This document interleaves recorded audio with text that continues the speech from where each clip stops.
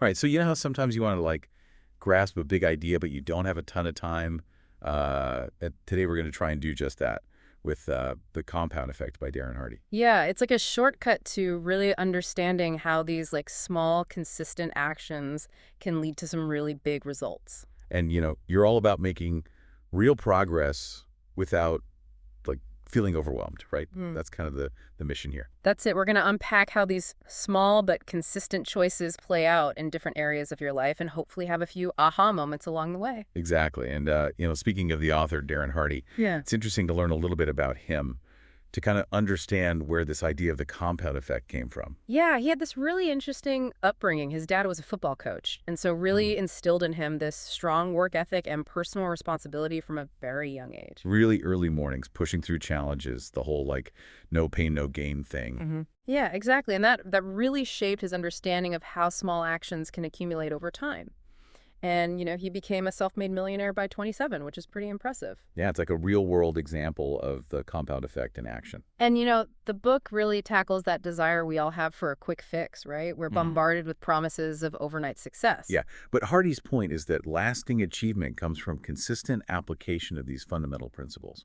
So let's dive into that, starting with the power of small choices. The book uses this great analogy of three friends. Can you walk us through that? Okay, so imagine three guys, Laurie, Scott, and Brad, all in pretty similar situations. Same neighborhood, comparable incomes, married, decent health. Larry just kind of keeps doing what he's doing. No major changes. Scott starts making these small positive shifts, reading for 10 minutes a day, listening to podcasts, choosing healthier meals. And then Brad, he's the opposite. He starts incorporating some small negative habits like an extra hour of TV every night, trying richer, less healthy food, having one extra drink per week. And initially, you don't really see a difference. After 5 months, they all look pretty much the same. But then Hardy fast forwards to about 31 months, almost 3 years, and the picture changes dramatically. Yeah, Scott, with those small positive actions, he's showing big improvements in his health, his knowledge, even his finances. And Brad, he's on the decline, health-wise, financially, maybe even his relationships are strained. And Larry, he's basically in the same spot. He's probably wondering what happened. It really highlights how these seemingly insignificant daily choices compound over time for better or worse. And there's this ripple effect too, right? Even one small negative habit can snowball into something bigger. Exactly. Like Hardy uses the example of Brad eating more rich food. It starts small, but then he feels tired, less likely to exercise, so he watches more TV. Affects his work, his mood. And it can even impact his relationships if he's more irritable or withdrawn because he's not feeling his best. It becomes this vicious cycle. But the good news is small positive changes create positive ripples too. So we're making these choices, and they become habits, right? What does Hardy say about habits? Well, he uses this analogy of a sapling versus a mature oak tree. Early habits are like that sapling, easy to pull up. But over time, those roots get deeper, Yeah. and it becomes much harder to change. Exactly. That's why it's so crucial to develop good habits early on. He also talks about Larry Bird. The basketball legend. Yeah, he wasn't the most naturally gifted athlete, but his dedication to practice was insane. He'd take hundreds of free throws every morning. And that consistency is what made him one of the all-time greats. Now, Hardy also stresses the importance of what he calls why power. You need a strong reason to change, not just willpower. He compares relying on willpower alone to trying to fight off a grizzly bear with a napkin. It's just not enough. You need a deeper motivation, a burning desire. He uses this really vivid analogy to explain this. Imagine a 10-inch plank of wood lying flat on the ground. I offer you $20 to walk across it. Easy, right? Now imagine that same plank stretched between two skyscrapers, 100 stories high, still $20 to walk across. I think I'll pass. Right. It's terrifying. But now imagine your child is on the burning building across from you. Suddenly the $20 doesn't matter. You'd walk across that plank in a heartbeat to save your child. That's why power. Exactly. It makes the impossible seem possible. So when you're trying to change a habit, ask yourself, why is this important to me? That will fuel you when things get tough. So what are some practical strategies for actually breaking those bad habits? Well, first you have to identify your triggers. What situations or emotions lead you to the bad habit? Okay, and then, Substitute, instead of trying to stop cold turkey, replace the bad habit with a positive one. like if you always reach for chips in the afternoon, maybe have some fruit or nuts instead. Exactly. Another strategy is to cut back slowly. gradually reduce the bad habit over time. Makes sense. For some things, going cold turkey is just too hard. Then there's the opposite approach, jump right in. This works best for habits that are newer or not as deeply ingrained. So just stop it completely and replace it with a good habit. And finally, there's the power of accountability. Publicly declare your intention to change and find a success buddy to support you. So we're making these choices, building habits, and that creates momentum, right? What does Hardy call that? Big Mo. And it's all about Newton's first law of inertia.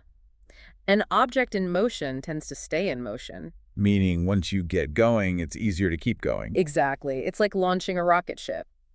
Most of the fuel is used to break free from gravity. Once it's in orbit, it can travel much further with less effort. So it's the same with our habits. The initial effort is the hardest, Yeah. but once you gain momentum, it's easier to keep going. And he gives examples like Michael Phelps, Apple, Google. They all achieved massive success because of consistent effort over time that built unstoppable momentum. So we're making choices, building habits, gaining momentum. But what about the influences in our lives?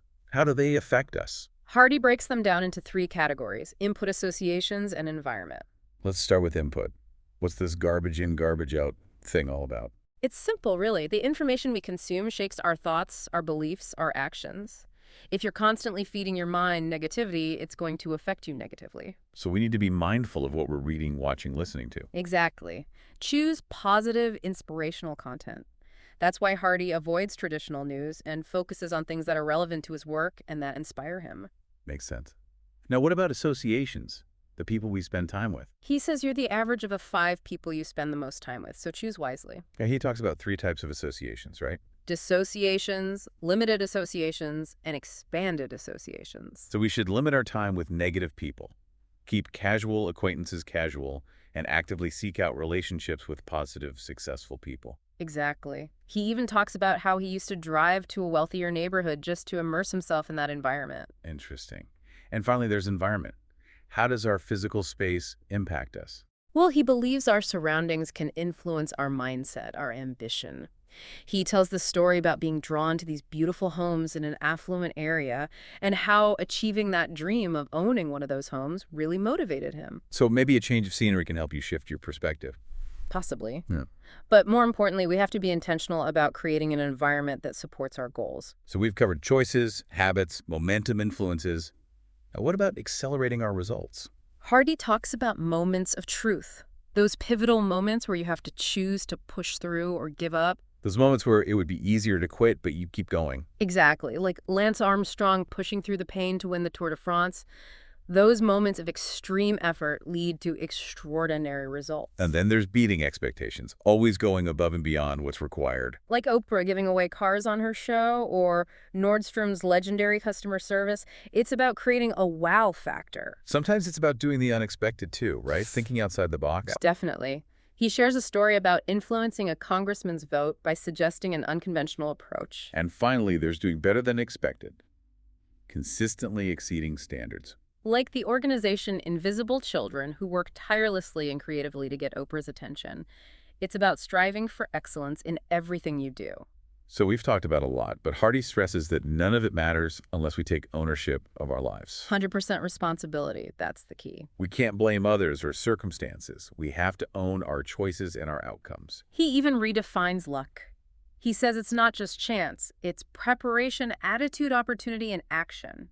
So we can create our own luck by being prepared, having a positive mindset, recognizing opportunities, and taking action. Exactly. And he emphasizes the importance of tracking our choices to really see the impact of those small daily decisions. Like the example of the $4 coffee that adds up to over $50,000 in 20 years. Tracking helps you see those hidden costs and the potential gains from small changes. So to sum it all up, the compound effect shows us that our destiny is shaped by the small, seemingly insignificant choices we make every day. Consistency is key, not grand gestures. It's about those small, smart choices repeated over time. So for you, our listener, think about those 3 friends. Which path are your choices leading you down? Choose one small habit you want to change or implement. Start tracking it today. And think about your influences. Is there one small step you can take this week to limit a negative influence or expand a positive one? And one final thought for you.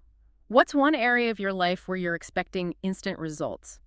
How could applying the compound effect change your approach? we've only scratched the surface here. We encourage you to read the book and really dive into these principles. And we'd love to hear about your experiences. Share your journey with us. Your insights might inspire others. Remember those consistent efforts, no matter how small, are shaping your future. Keep going. You've got this. Until next time, happy compounding. Bye for now. See ya.